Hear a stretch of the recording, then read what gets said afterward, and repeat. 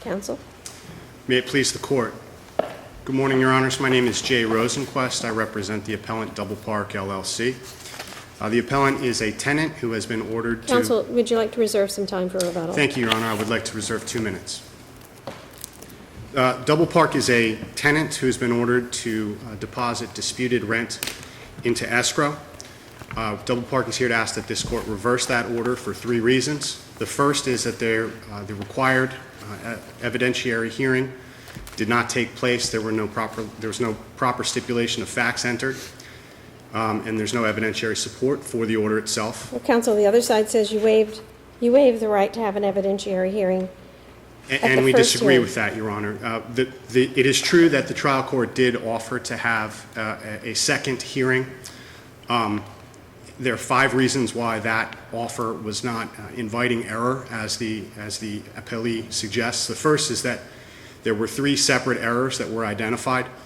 In addition to the lack of evidentiary support, we also argued that the court improperly applied Section 83-232, and also that the use of the base rental amount rather than other components. Well, if the trial judge offered you an opportunity to put on testimony as to what amounts should be added or subtracted from the base rental amounts, and you did not take advantage of that, why was that not a waiver? It was not our motion, Your Honor.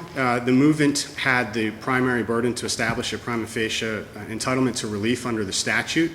The movement didn't present any evidence, and the appellant doesn't have to present any evidence in the event that the movement does not establish its right to relief under the statute. Furthermore, the hearing that the trial court judge offered was for the appellant to testify rather than the appellee, and it was for a completely irrelevant subject area, which is when Double Park as tenant became obligated to pay certain expenses under the lease, rather than whether or not those expenses constituted rent under Florida law and under the terms of the lease itself. The lease itself was not entered into evidence. Did the court review the lease? The court reviewed portions of the lease during the hearing. You mean the judge only got certain pages? The lease was submitted. The entire lease was submitted? In its entirety, it was submitted attached to the motion. So the court had the lease in front of it to consider? It did. So it seems to me hyper-technical to suggest that the fact that the lease itself wasn't introduced into evidence provides us a basis for reversal when the court in fact had the lease in front of it and could have considered all or any portion of it, right? The court could have considered portions of the lease, but it's an evidentiary hearing that is required under 83-232. And so, I mean, the lease has been in the record since the complaint was filed. Okay. That does not mean that it is to be considered evidence within the context of an evidentiary hearing. Well, could the court have determined what the excess rent was simply by looking at the lease and hearing from counsel? Or no. In addition to the actual lease itself, there was also a sublease, which again was submitted but was not introduced into evidence. And there were even modifications to the amounts that were paid under the lease and under the sublease that were not introduced into evidence. Let me ask you about that. The amount that was being sought to be put in escrow would not be the total amount different from the base rent, just in theory, if base rent versus base rent. It was the increase in rent that the sublessee, over and above the base rent that the tenant was paying to Kaine, that was actually being sought to be put in escrow here. That's correct, Your Honor. There's no dispute that the base rent has been paid on time throughout the term of the lease. So we were just looking at adding on to the base rent that Double Park is paying at whatever point in time to Kaine. Is That's that correct, Your Honor. That's all that was being looked at. Paragraph 17 of the lease states that if the tenant receives rental income that is in excess of the amount of rent that it pays to its lessor. Actually, it doesn't say rent. It says doesn't it say in excess of the amount paid to the landlord? That's right. And it doesn't use the word rent. I misspoke, Your Honor. There are amounts that were paid to the landlord, including capital improvements, including... And isn't that what you were arguing below should be added to the base rent that Double Park was paying? Was the amounts that were being paid to Kaine over and above the base amount? That's correct, Your Honor. So what were those? Capital improvements, there was a $100,000 note. Well, capital, just list them.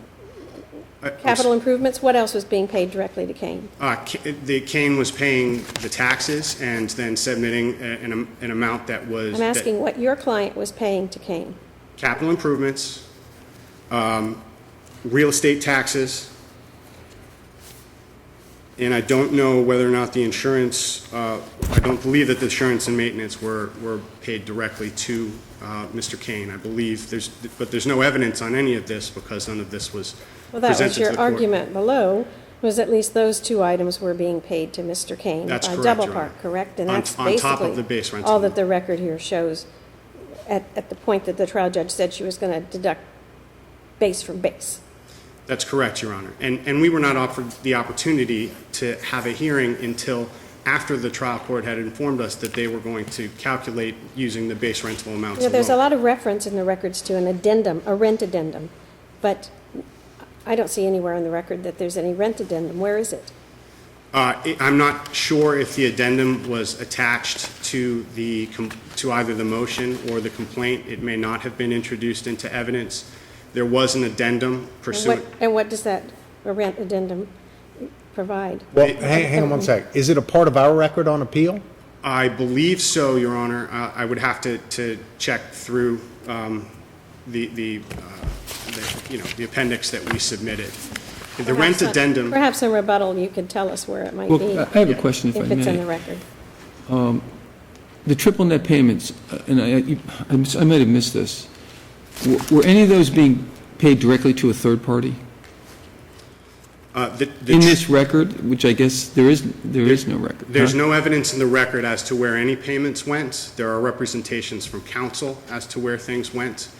I can represent to you where I believe those payments went, but there is no evidence. Well, surely by the language of the lease itself, it would at least appear that insurance and maintenance were paid directly by the tenant to a third party and not to the landlord, right?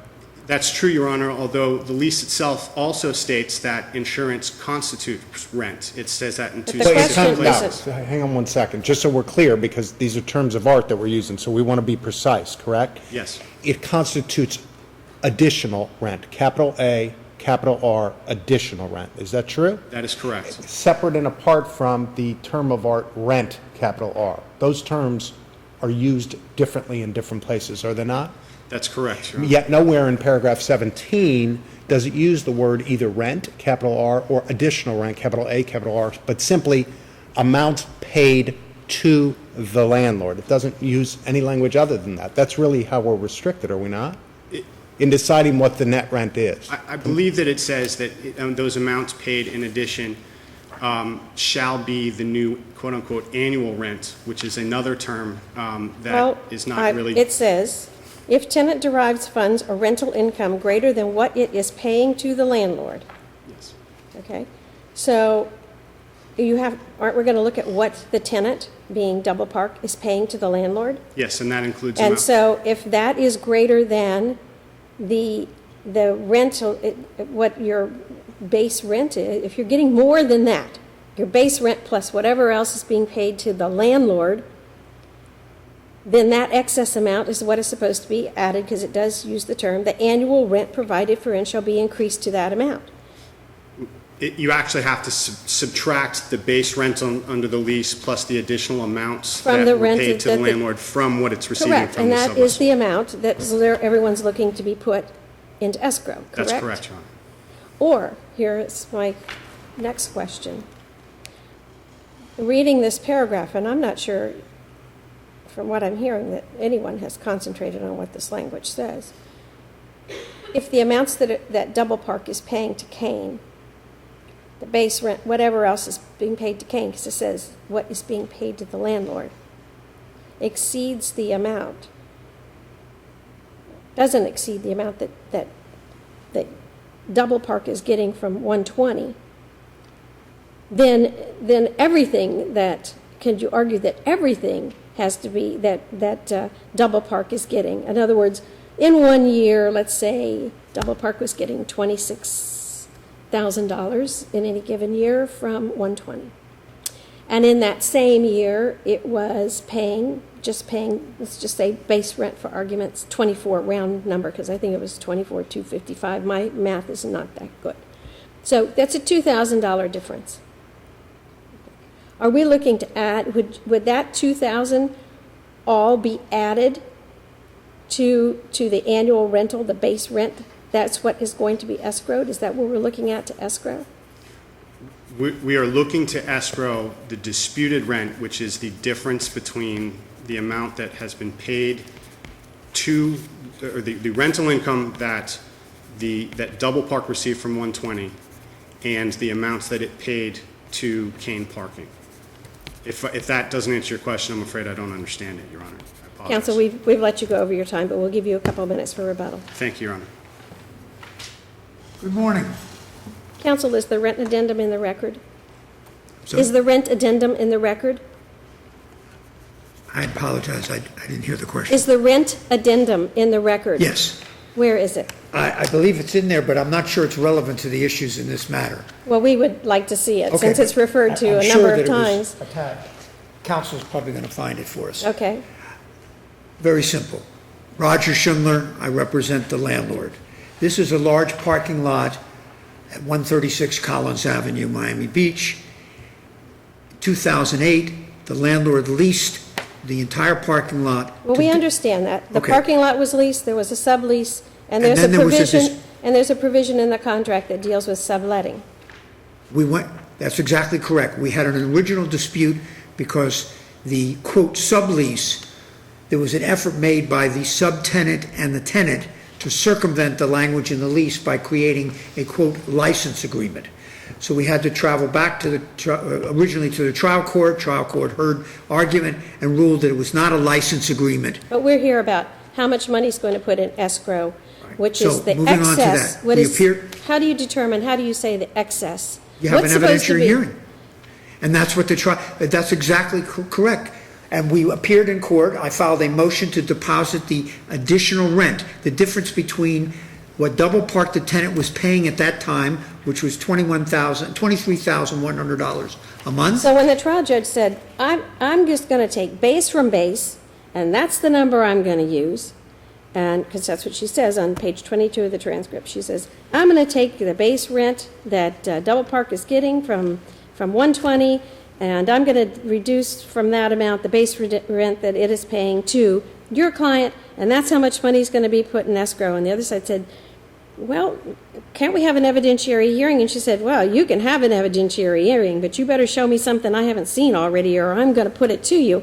And nobody said, Judge, I really think we need an evidentiary hearing. Did you say that? Did you say, Judge, I think we need an evidentiary hearing? The purpose of the hearing before the court at that time was an evidentiary hearing, and what counsel neglected to mention is we stipulated. So you were moving to have the excess put in, and you brought witnesses and affidavits. Yes, I had the representative of the landlord, the owner of the landlord company, with me in court, and we stipulated that the base rent was $23,100, the excess rent was $31,000.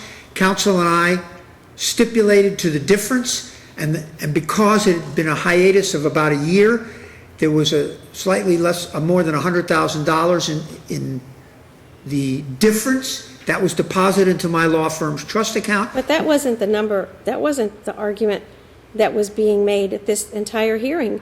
It was that we stipulated to the difference.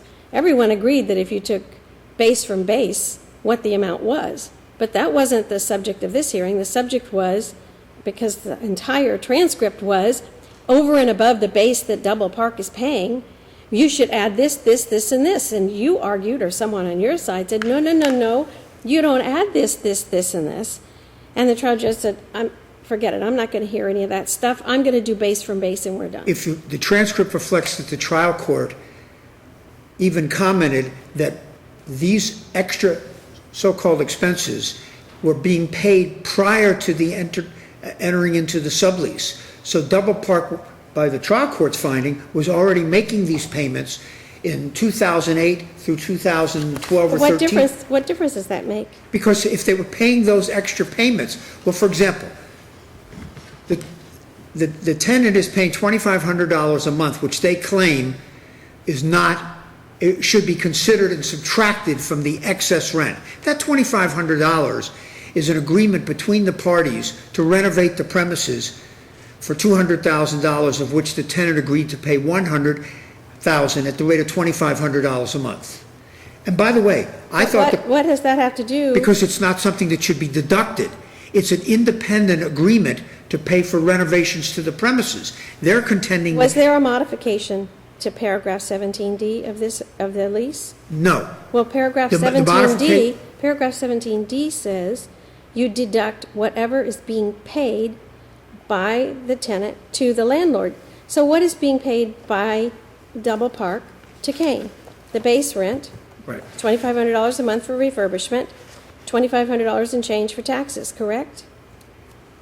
Correct? At best, yes. Correct. But so the argument would be, so let's under- have an evidentiary hearing. We were prepared to do that. We thought that's what was going to happen on that day. The trial judge said, bring your accountant, come back next week, and I'll hear any testimony you want to show me. And by the way, it's interesting, but no one refers to the lease in paragraph 17 as the court observed, if tenant derives, quote, funds, or rental income greater than what it's paying the landlord. It's in the disjunctive.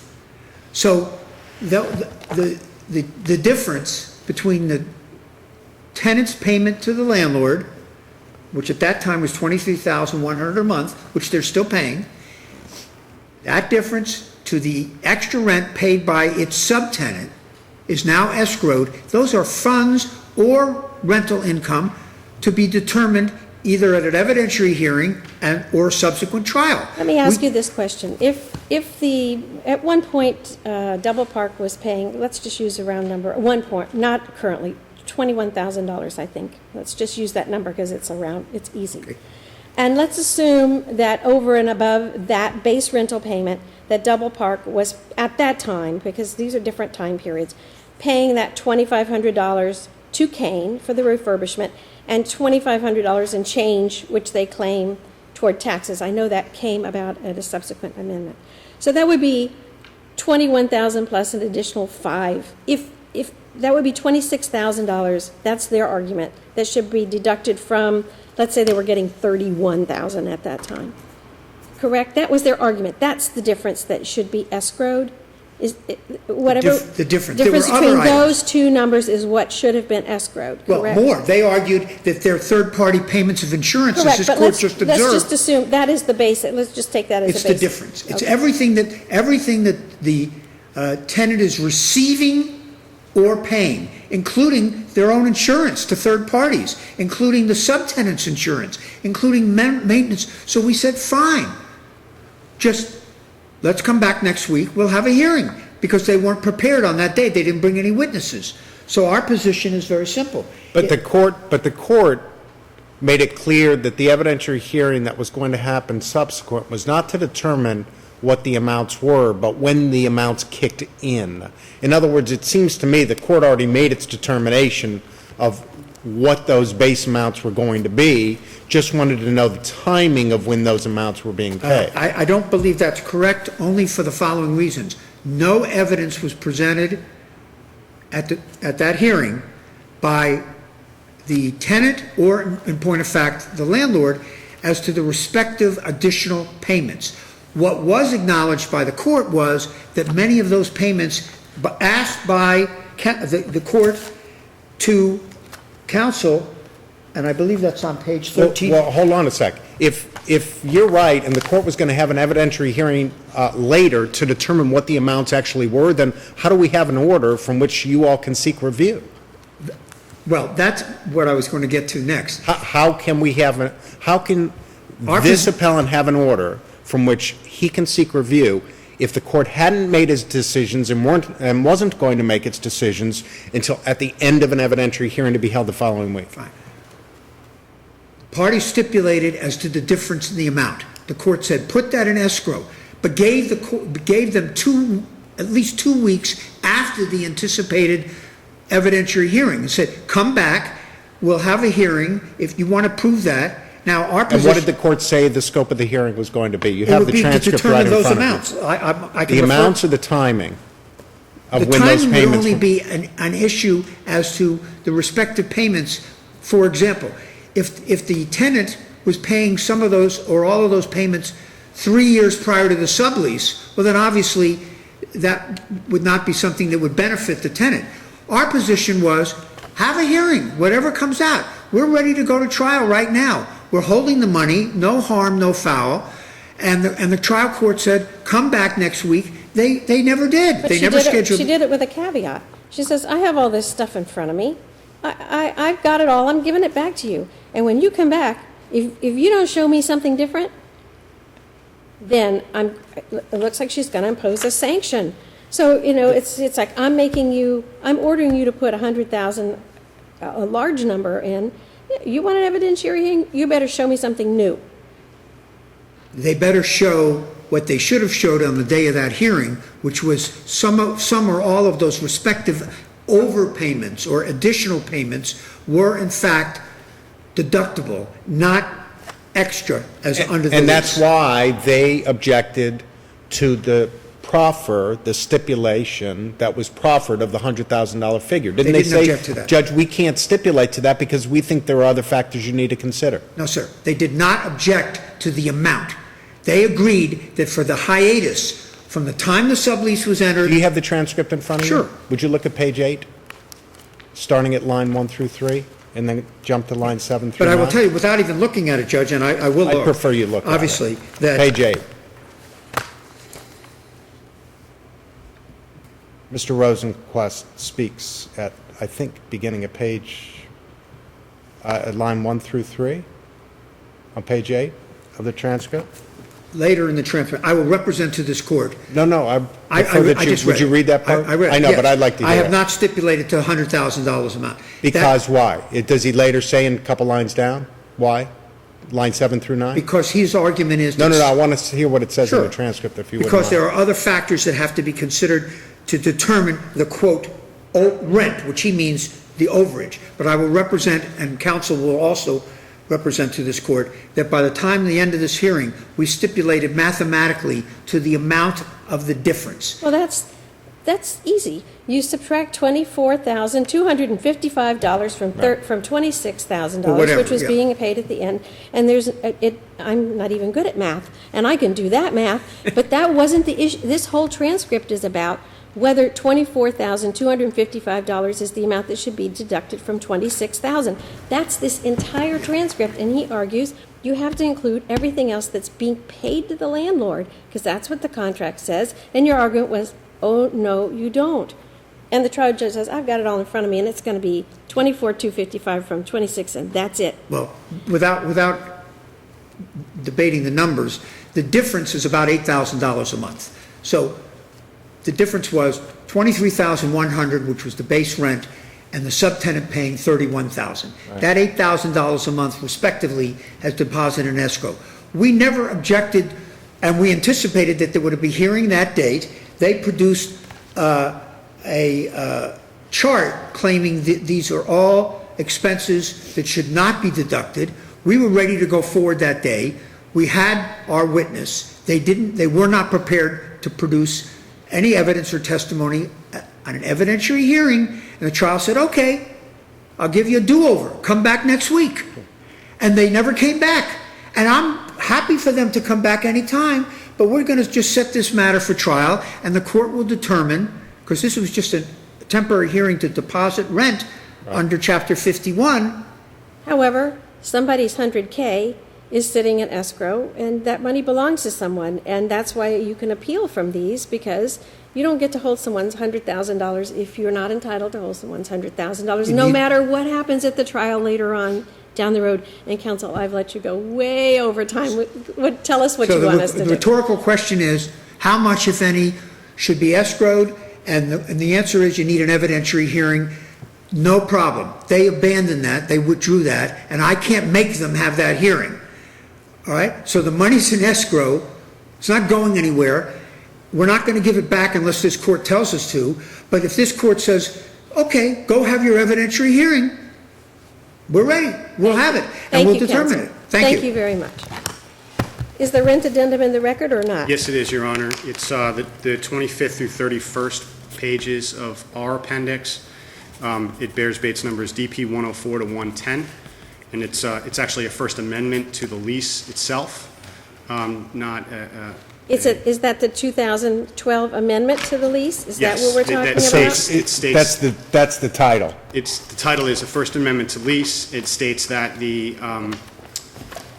capital It just improvements. appeared, it and- just appeared there was an additional addendum. There's a reference in the lease itself to an addendum, not the 2012. That's a later, I don't think that any addendum has any relevance to this dispute, Your Honor. okay. Counsel, your opposing counsel says you had it. You had your opportunity for an evidentiary hearing. You had two. You had the first hearing, and then you had the hearing that the judge offered 2 weeks later. Respectfully, Your Honor, the second hearing was related to a completely irrelevant subject and had nothing to do with what would actually be the inquiry of the court under Section 83-232. Did you bring witnesses to the first hearing? We did not bring a witness to the first hearing, Your Honor, but it was not our burden as the movants. Did you have an affidavit? We did. We submitted an affidavit in advance of the hearing that contained all But of the affidavit didn't say what payments were being made to the landlord. It just said what payments were being made by your client. That's correct, Your Honor. Was the hearing specially set? Yes, it was. Was it noticed as an evidentiary hearing? I'm not sure if the notice specifically stated that it was an evidentiary hearing. So your plan was not to present any evidence? The initial plan was the facts here are not really in much dispute. The initial plan was to stipulate to all of the facts. If the facts aren't in dispute, then you don't need an evidentiary hearing.